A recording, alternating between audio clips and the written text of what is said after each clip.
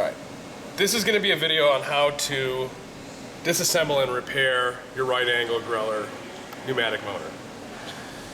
You will need a vise, an arbor press, an 0291-0801, an 0291-0807, an 0291-0809, an 0291-0804, a pair of, a 12-inch crescent wrench, a pair of side cutters, and a 3/16 inch drift. To start, you are going to use your 0291-0801. Place it on the nut in the slots behind the spindle. Loosen this nut. Take the nut all the way out. When you're done with that, spin clockwise to remove the head. This will release the gear that is inside of the head from the gear on the motor.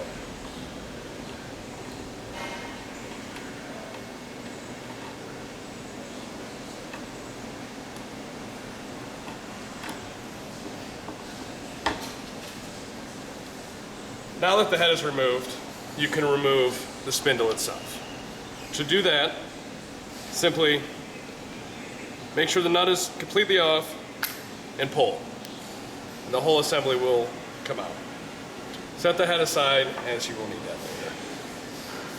Coming over to the arbor press, we will start disassembly of the spindle.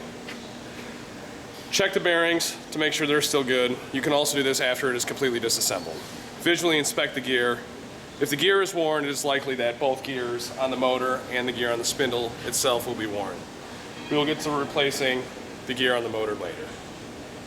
To remove the top bearing, take your 0291-0807 and slide it under the bearing. Fully seat the bearing in the back. Place on your arbor press. You will now need your 3/16 inch drift. Put that on the spindle in between the bearing and gently press off, making sure not to drop the spindle to prevent more damage. If this bearing is good, put it aside, you can reuse it. Now you're going to take off your gray lubrication fitting. That will be set aside, that will not be damaged. There's an O-ring down on top of the gear to prevent the gear from hitting your lubrication fitting. Take the O-ring off. If it appears to still be good, set that aside. To remove the gear, you will need an 0291-0809. Slide the 0291-0809 until the gear is fully seated into the back. This tool is extremely thin, and if it is not completely seated in the back, this tool will fail, and you will not be able to reuse it. To remove the gear, place in the arbor press and gently press off the shaft to release the gear from the spindle shaft. Visually inspect gear again, as you will be able to tell closer if it is worn. If it is worn, it will need to be replaced. Before you remove the bottom bearing, there is a key in the shaft that needs to be removed. If that is not removed before the bearing will be damaged. To remove the key, take your side cutters and lightly squeeze and just lift back and up. That will come out. Set that aside, as you will need that when we reassemble. To remove the bottom bearing, you will need your 0291-0804. Slide completely on there, put it into arbor press, and lightly press out. Check to make sure, see if the bearing is still in good shape. If it is, you can reuse it. Now, you may also have no problem with any of those. Your cutter may have crashed and the shaft may be bent. Visually inspect to make sure the shaft appears to be straight. If it is bent you will need to replace it. So after you figure out everything that needs to be replaced, we will start reassembly. You are going to need to take the nut that holds it on to the front of the head and place that the correct way with these two slots facing forward.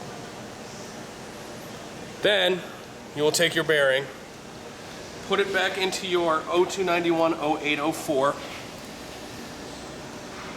slide the shaft on, and carefully press the bearing back onto the shaft, making sure that it bottoms out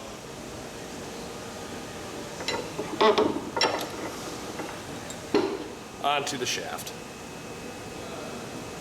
Next, we will take the key and place it back into the shaft.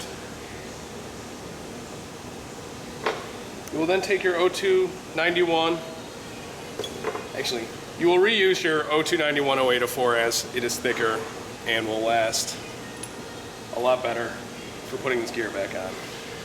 There is a little notch in the gear that you will need to be lined up with the keyway. Make sure it is lined up, and then gently push that on until the gear bottoms out on the bearing. The gear has a lip that will bottom out on the center of the bearing, so when it stops, it's seated.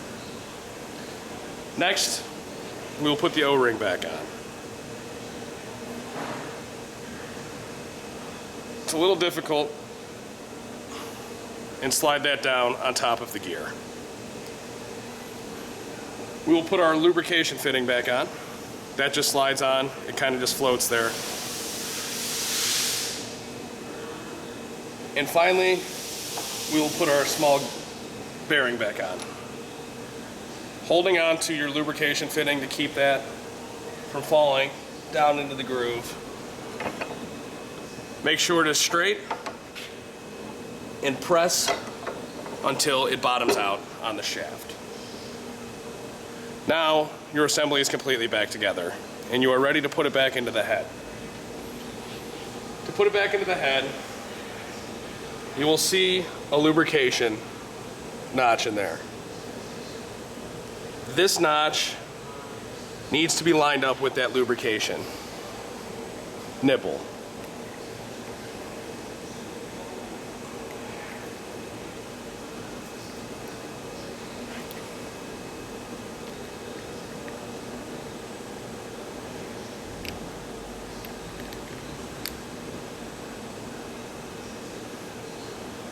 And now hand tighten the nut on to the head. To reassemble the head, if this gear does not need to be replaced, what you're going to do is use Loctite. Loctite that, sit it down, twist counterclockwise. As you're twisting and tightening it, you're also going to want to be spinning the spindle head counterclockwise to seat the gears correctly. You're going to want to do this slow, as you may have to back off if the gears do not seat properly.